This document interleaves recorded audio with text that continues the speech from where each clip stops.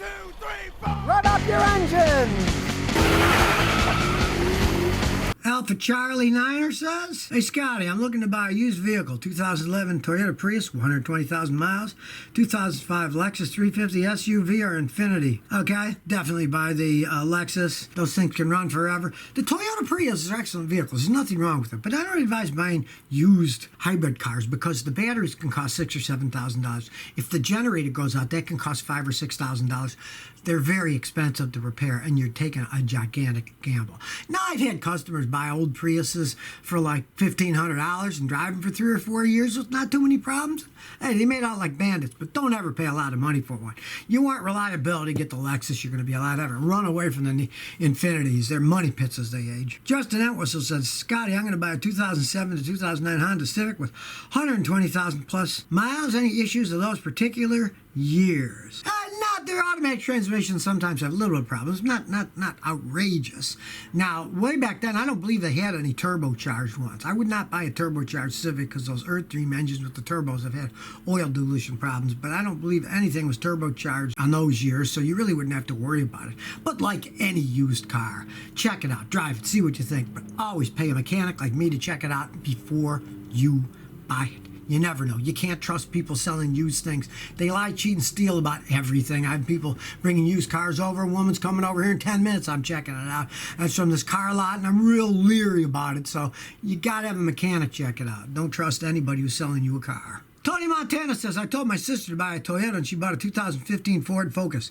Can she sell it back to Ford? 53,000 miles. Well, of course she can, but wait till you see what they offer. I had a customer buy one. He didn't know, and he wasn't a customer at the time. He watched one of my videos and came over, and he bought one that was on a recall list, and lo and behold, the dual clutch automatic transmission was going out, right? So I said, well, take it to them. They said they're fixing some of them, and they said, well, it's got 110,000 miles. That's the warranty's only up to 100, so we're not going to fix the transmission. And then he said, okay, well, you got to buy it back because you have to do so. So they offered him $2,000. Well, he just paid $3,500 for it. They wouldn't even give him what he paid for it. So don't think they're going to offer you much for it. If she can take it there and they offer her anything near what she paid for it, take the money and run. But I doubt it. They're generally really cheap at what they're offering people back. The lawsuit said that they're going to pay between $2,000 and $22,000. Well, the only offer I've seen so far was $2,000, so I have a feeling they're lowballing everyone. Luis says, which is better, Suzuki or Mitsubishi? Depends what you're looking at. If you're looking at motorcycles, Suzuki makes killer motorcycles. But if you're talking about cars, the Mitsubishis are better than the Suzuki. Suzuki really not a car company. They sell a lot of little tiny micro cars all over the world, but they don't sell over here in the United States. But they pulled out of the United States years ago. They're okay. You know, I'd rate them kind of like a little bit below Nissan myself. I wouldn't buy one. They don't have any real dealerships in the United States anymore. They pulled out a long time ago. Maybe they'll try coming back, but I wouldn't buy either of those if I were you. Abdullah says, Scotty, my Dodge Durango has a burning smell when I accelerate at high RPMs. What's the reason?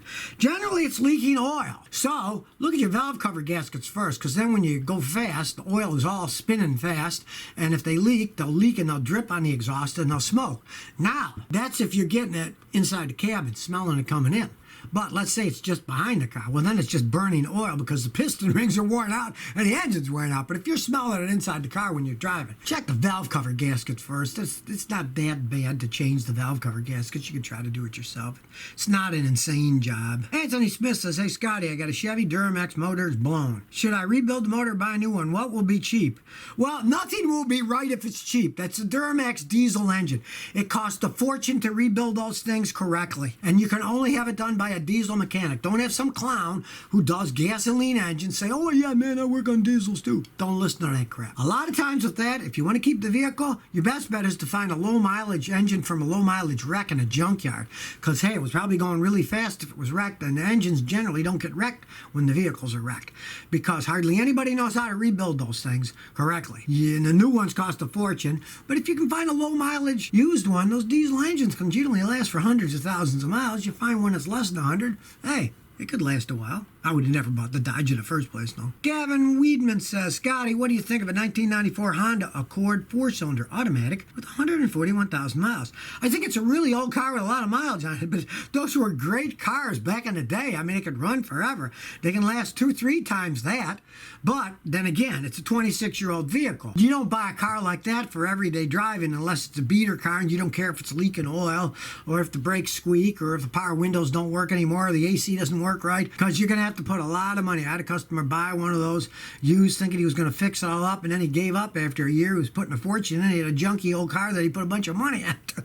Don't get stuck in that money pit. Adeline Campbell says, what do you think of VW Jetta TDIs? Well, I don't like Volkswagens at all, but those diesel engines are killer engines. They can run a long time. Now, Volkswagen did cheat with the emission scandal, and there's some Germans in jail now, and they paid billions in fines. I mean, it bit them in the rear end for sure, but the actual engines are pretty well made. The cars themselves, they're kind of clunky, cheaply made. But if you can find a low mileage one, I got a customer, the one's got 350,000 miles on it. It still runs pretty good. I mean, they're smelly, little diesels, they're not that fast, but if you want a little runaround car that gets phenomenal gas mileage, and you get a used one cheap, what the heck? Charbel Sassine says, Scotty, how do you prevent oil dilution in Honda engines?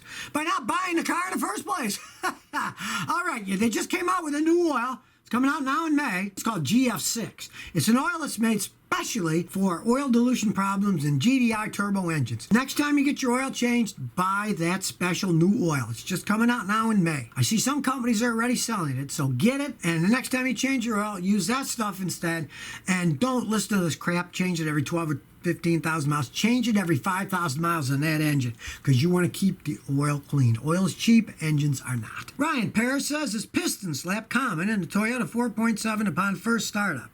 It's only common if the people didn't maintain the vehicle. Those V8 engines are killers. They can run forever. But if you don't change the oil enough, you can ruin any engine. I have never personally seen piston slap in any of the Toyota V8 engines ever. The only thing I see is the starter's breaking. You got to take the intake manifold, which is a pain in the butt. But the engines themselves are very strong engines. I've never personally seen it, but you can ruin any engine by not changing the oil enough. ER says, I'm thinking about buying a 07 to 09 Tahoe. What are your thoughts? What should I look out for? You should look out for another car. Oh, those Tahoes. The last customer I had with a Tahoe was like 20 years ago that actually ended up liking the car. Everybody else said it was one of the biggest piles of junk I ever bought. Do not buy one of those things. You want a big truck? Hey, get a Toyota if you can afford it. If not, get a Ford. They're better made than those GM piles of junk.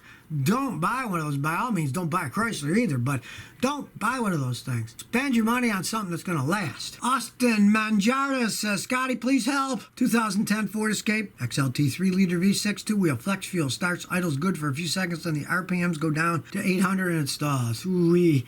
Those flex fuel vehicles are so complex. Now, do change the fuel filter. Could be clogged. Check the air filter. Maybe it's clogged. Pray it's something like that. Then check the spark plugs. Check the vacuum leaks, because if a vacuum hose comes off, you hear under the hood, and I got a video how to find engine vacuum leaks with a cigar. Watch that. If you're lucky, it's a simple thing like that. If not, and if it's in that flex fuel injection system, they are just one of the most hellacious designs ever made for working on. So pray it's one of the easy things I said first. James Appleby says, how many cars do you own? Well, I got 3 in a driveway now, and there's only 2 people living in a house. What sense does that make? And a Triumph Thruxton motorcycle. You know, we're not driving all that much. Everybody's hanging out here now. No mileage, that's for sure. Not doing hardly any driving at all. Luckily, I live near downtown Houston, and most of the restaurants are still doing takeout. I live 6 blocks from a Whole Food I can walk to, so I'm not going to starve to death. King Atomic says, is it necessary to replace radiator coolant every 3 years, or is it a specific time? That's the olden days. Modern coolant is what's called long life. They used to be inorganic acid technology. Now they're organic acid technology. And the really good ones like the Toyota are HOTS, hybrid organic acid technology. They last longer. The Toyota stuff can last 7 years or 150,000 miles. Find out what yours has. And if you want, when you do change it out, go to any auto parts store. You can buy any of the generic brands, Prestone, whatever, and buy the ones that say at least 5 years or 100,000 miles. Then you only got to change it once every 5 years or 100,000 miles.